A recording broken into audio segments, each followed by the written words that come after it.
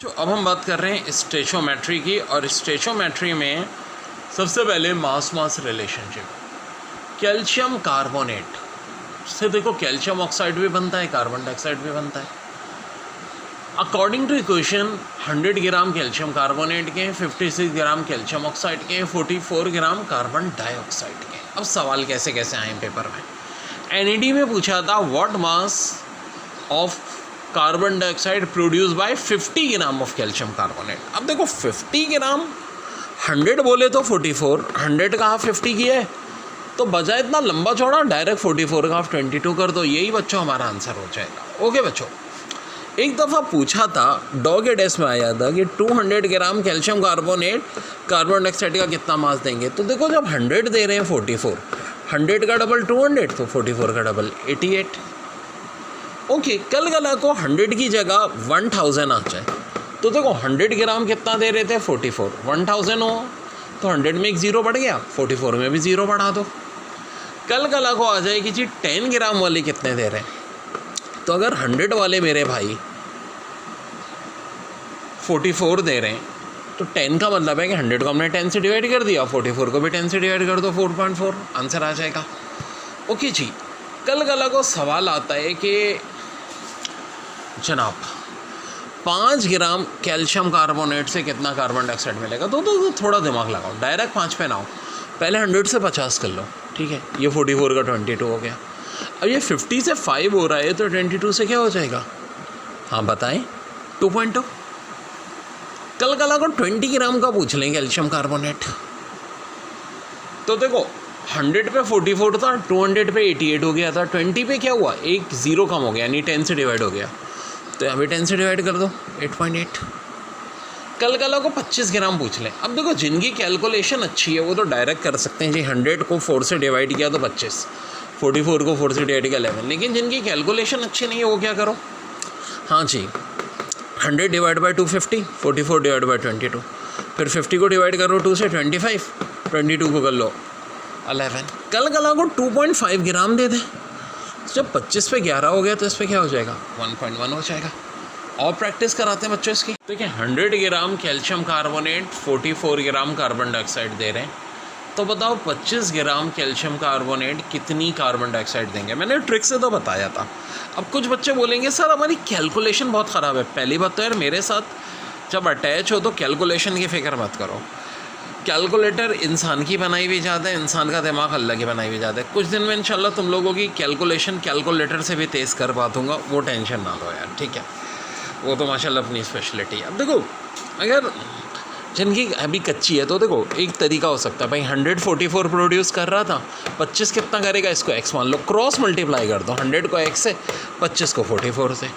किया कि नहीं, मैथ्स के रूल के तहत ये 100 इधर मल्टीप्लाई इधर आके डिवाइड हो जाएगा, 100 और 25 कटेंगे, 44/4 कितना हो जाएगा, 11। और ये इस क्वेश्चन का बच्चों आंसर हो जाएगा। एक बात ऑब्वियसली बात है यार, लॉकडाउन हो रहा है, दायरे सेंटर के बजाय मैं अपने घर से वीडियोस दे रहा हूँ, तो इंशाल्लाह देखते हैं 2 वीक्स बाद क्या सिचुएशन होती है। दुआ करो कि बेहतर हो जाए, तो फिर इंशाल्लाह आपको मज़ीद और फैसिलिटीज़ भी मिल जाएंगी। Thanks a lot. ज्योमेट्री में अब हम बात कर रहे हैं मास वॉल्यूम रिलेशनशिप। इक्वेशन यही रहने देते हैं, calcium carbonate, calcium oxide, carbon dioxide. Calcium carbonate के 50 ग्राम अगर हम बर्न करेंगे, ठीक है, तो कार्बन डाइऑक्साइड का कितना वॉल्यूम हासिल होगा। और से देखो 100 दे रहा था 44, तो 100 का हाफ 50 22 दे रहा होगा। पुराना वाला मास वाले मेथड शुरू में यूज़ कर सकते हैं। देखो कार्बन डाइऑक्साइड का मास कितना होता है 44, 22/44 0.5 मोल, 0.5 को 22.4 से मल्टीप्लाई करेंगे 11.2 dm³। ये मैंने आपको कल बताया भी था और बड़ी अहम लिस्ट है कि जी 1 मोल 22.4 dm³, 2 मोल 44.8, 3 67.2, 4 89.6 और 0.25 5.6 dm³ और 0.75 16.8 dm³। ये इंपॉर्टेंट वैल्यूज़ है, रटने की ज़रूरत नहीं है, प्रैक्टिस है, खुद ब खुद याद हो जाती हैं बच्चों। तो अभी पहली ट्रिक है मास वॉल्यूम की, और भी इसकी बड़ी औसम ट्रिक है, एक एक करके बताता हूँ। पहले 50 ग्राम कैल्शियम कार्बोनेट कितना वॉल्यूम कार्बन डाइऑक्साइड का प्रोड्यूस करेगा। बच्चों ये ट्रिक उससे भी ज़्यादा औसम है। क्या करो, कैल्शियम कार्बोनेट का मास कितना है 100 है, 50 को 100 से डिवाइड कर दो, इसका मतलब है कैल्शियम कार्बोनेट के 0.5 मोल है। अब जरा और से क्वेश्चन देखो, कैल्शियम कार्बोनेट का 1 मोल था तो कार्बन डाइऑक्साइड का भी 1 मोल था। जब दोनों का 1-1 मोल है, इसका मतलब कैल्शियम कार्बोनेट के 0.5 मोल होंगे तो कार्बन डाइऑक्साइड के भी 0.5 मोल होंगे। कैल्शियम कार्बोनेट के 0.75 मोल होंगे तो कार्बन डाइऑक्साइड के भी 0.75 मोल होंगे। कैल्शियम कार्बोनेट के 0.25 मोल होंगे तो कार्बन डाइऑक्साइड के भी 0.25 मोल होंगे। और अगर कैल्शियम कार्बोनेट के भी 3 मोल है तो कार्बन डाइऑक्साइड के भी 3 मोल होंगे। ऐसा मैं क्यों कह रहा हूँ, देखो यहाँ कैल्शियम कार्बोनेट का 1 मोल या कार्बन डाइऑक्साइड का 1 मोल। अब 50 को जब 100 से डिवाइड करते हैं 0.5 मोल आता है। 0.5 मोल का मतलब क्या होता है, वॉल्यूम कितना हो जाएगा 11.2 DM³। अब ये मैंने एक पूरा चार्ट इसीलिए बताया था। कल कल को 75 ग्राम दिया हो तो 0.75, कैल्शियम कार्बोनेट के 0.75 तो कार्बन डाइऑक्साइड के भी 0.75 मोल आ जाएंगे। 0.75 का मतलब है 16.8 DM³।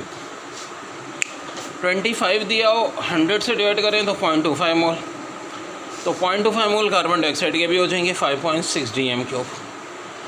कल कल को 300 दिया हो तो इसके 3 मोल, कैल्शियम कार्बोनेट के कार्बन डाइऑक्साइड के भी 3 मोल हो जाएंगे। 3 मोल का वॉल्यूम हो जाएगा 67.2 DM³। Awesome trick mass volume relationship की, वही बात कि 50 ग्राम कैल्शियम कार्बोनेट कार्बन डाइऑक्साइड का कितना वॉल्यूम प्रोड्यूस करेगा। देखो इससे अच्छी ट्रिक कोई नहीं है, पुरानी 2 से ज़्यादा अच्छी।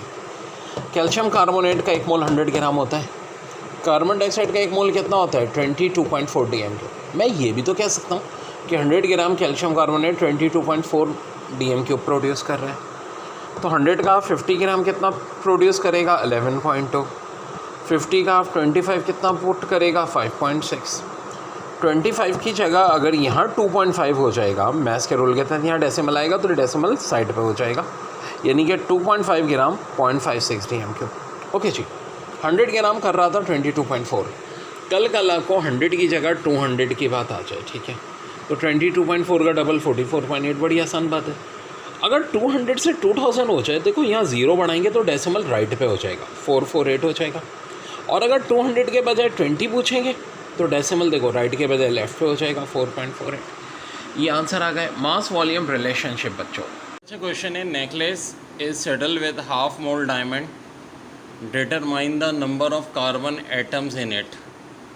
एटॉमिक वेट जो है वो कार्बन का 12 है। अब हाफ मोल है डायमंड का जनाब, ठीक है जी। अब सीधी सादी बात है यार कि वेट वगैरह से कोई ताल्लुक ही नहीं है। हमें अच्छी तरह बताइए कि 1 मोल का होता है 6.02 इंटू 10⁻23। हाफ मोल होगा तो क्या कर दो यार, 6 का हाफ 3, 2 का हाफ, तो पास पेपर के कुछ बड़े अच्छे सवाल 3.01 इंटू 10⁻23 आ जाएगा। ऐसे एक साले गिलास contain 9 gram of water, determine the number of molecules of water in it. 9 ग्राम तो मेरे भाई वाटर का मॉलिक्यूलर वेट कितना होता है 18, 9 को 18 से डिवाइड करो 0.5 मोल, और 0.5 मोल है तो फिर यार वही होंगे, यानी 3.01 इंटू 10⁻23। तो देखो बहुत आसान सवाल है। फिर 32 ग्राम ऑफ ऑक्सीजन कंटेन। अब 32 ग्राम में ऑक्सीजन यूजुअली देखो डायटोमिक फॉर्म में ही होता है, तो 32 डिवाइड बाय 32 1 मोल हो गया ऑक्सीजन का।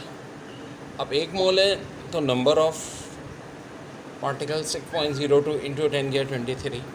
क्योंकि यहाँ मॉलिक्यूल्स या आइटम कुछ उन्होंने मेंशन नहीं किया है, तो बस इसी तरह से हम इसके आंसर को लिखते हैं। वॉल्यूम रिलेशनशिप पे आते हैं। देखो 2CO + O2 2CO2 बना हुआ है कि नहीं, तो गौर से देखो इक्वेशन में कि कार्बन मोनोऑक्साइड के 2 मोल, कार्बन डाइऑक्साइड के 2 मोल दे रहे हैं। कार्बन मोनोऑक्साइड का 1 मोल कार्बन डाइऑक्साइड का 1 मोल देगा। जब मोल इक्वल होते हैं तो वॉल्यूम भी इक्वल होते हैं, यानी कि अगर कार्बन मोनोऑक्साइड का वॉल्यूम 11.2 DM³ होगा तो कार्बन डाइऑक्साइड का भी क्या होगा 11.2 DM³। सवाल में इन्होंने 11.2 DM³ पूछा था, कार्बन मोनोऑक्साइड कितने कार्बन डाइऑक्साइड का वॉल्यूम देगा, तो 11.2 ही देगा। क्यों, दोनों के मोल इक्वल हैं। अगर कार्बन मोनोऑक्साइड 22.4 देगा तो कार्बन डाइऑक्साइड भी 22.4 देगा। लेकिन कल का लगा सवाल आ जाए कि भाई ऑक्सीजन का 5 DM³ कार्बन डाइऑक्साइड की कितने DM³ दे रहा है, तो अकॉर्डिंग टू इक्वेशन देखो ऑक्सीजन का 1 मोल, कार्बन डाइऑक्साइड के 2 मोल, तो अगर कार्बन ऑक्सीजन के 5 मोल होंगे तो कार्बन डाइऑक्साइड के 10 मोल होंगे, और ऑक्सीजन के 5 DM³ होंगे तो कार्बन डाइऑक्साइड के 10 DM³।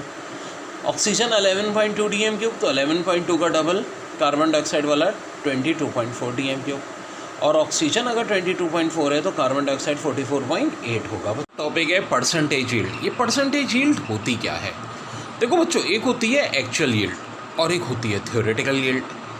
ये क्या मतलब हुआ, बता रहा हूँ सारी बात। देखो कैल्शियम कार्बोनेट से हमने कहा था जब कैल्शियम ऑक्साइड और कार्बन डाइऑक्साइड बनता है तो अकॉर्डिंग टू इक्वेशन 44 ग्राम आने चाहिए कार्बन डाइऑक्साइड के, ठीक है भाई। लेकिन बाज़ औक़ात, हमेशा नहीं, बाज़ औक़ात ये होता है कि एक्चुअल रिज़ल्ट कुछ और आता है, वो एरर की वजह से उसकी हम बात करेंगे, जैसे कि 36 ग्राम आ गया, ठीक है भाई। तो अब क्या करें, परसेंटेज यील्ड पूछेंगे कितनी है। परसेंटेज यील्ड का मतलब ये होता है कि actual yield divide by theoretical yield. जैसे कि इस केस में एक्चुअल यील्ड होनी 44 चाहिए थी, थ्योरेटिकल 44 होनी चाहिए थी, एक्चुअल आ गई 36। तो क्या करेंगे, 36/44 मल्टीप्लाई बाय 100। अब देखो ये दोनों 4 के टेबल से घट रहे हैं, यहाँ 9 बचेगा, यहाँ 11। अब देखो कैलकुलेशन के ट्रिक्स का इस्तेमाल होता है, 100/11 यार, 100/11 होता है 9.09, और एक और बड़ा अहम रिजल्ट 100/9 होता है 11/11, यानी जब यहाँ 11 तो यहाँ 9, यहाँ 9, यहाँ 11। और ये जो मेरा चार्ट था, मैंने कहा था बहुत है, मैं इसको बार देखते रहें, रटे नहीं, याद हो जाएगा। 2 मोल 44.8 dm3, 3 मोल 67.2 dm3, 4 मोल 89.6 dm3, बहुत इंपॉर्टेंट 0.25 मोल 5.6 dm3, 0.75 मोल 16.8 dm3। वैसे 100/11 9.09 होता है, तो 100/11 किया मैंने 9.09 लिख दिया। अब ये इस 9 से मल्टीप्लाई होगा, आंसर 81.81%। तो बच्चों बहुत इंपॉर्टेंट टॉपिक, ठीक है बच्चों। और इस चैप्टर की जो मैंने यूट्यूब की अपनी पुरानी वीडियोज़ ले ली हैं, ज़ाहिर है देखो वो हैं जो मैजिकल ट्रिक नहीं है, तुम लोगों को ज़ाहिर है मैजिकल ट्रिक से तुम लोगों को होती हैं, मगर ज़ाहिर है वो भी तुम लोगों को करनी है। तो हर चैप्टर की जो करनी होगी वो मैं तुम्हें साथ सेंड कर दिया करूँगा, जैसे इस चैप्टर की मैंने सेंड किया तुम लोगों को। Percentage of element in compound, E बोले तो एलिमेंट, सी बोले तो कंपाउंड। क्या होगा, element upon compound multiply by 100। एक न्यूमेरिकल करते हैं, 5 पेपर में आया हुआ। Percentage of hydrogen in water, वैसे तो हाइड्रोजन का मास 1 होता है, लेकिन H2 है तो 2 ले लेंगे, और वाटर का 18, 2/18।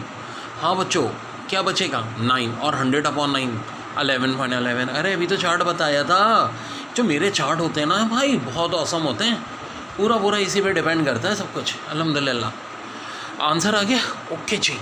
Percentage of oxygen in water, तो ऑक्सीजन 16, 18 2 की टेबल से कटे, ऊपर 8 नीचे 9, 100/9 11.11, 8 से मल्टीप्लाई कर दो 88.88 बच्चों। तो कैसे बड़ा अच्छा सवाल है, सिग्निफिकेंट फिगर क्या होती है।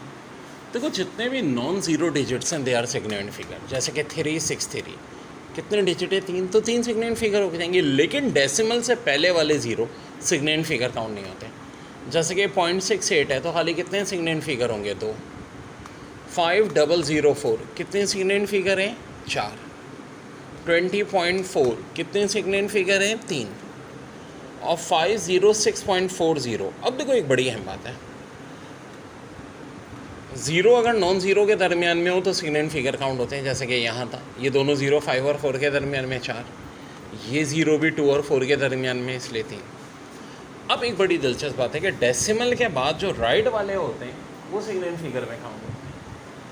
2 के बाद 0.000 और टोटल 4 नंबर है, 4 सिग्निफिकेंट फिगर। 506.40 5 significant figure.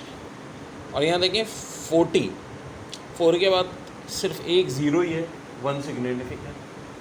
और यहाँ देखें 2360 236 3 नंबर है, उसके बाद एक 0 है, तो खाली कितने सिग्निफिकेंट फिगर हो जाएंगे, 3 सिग्निफिकेंट फिगर। तो जनाब ये बड़ा सिंपल ट्रिक है सिग्निफिकेंट फिगर फाइंड आउट करने की।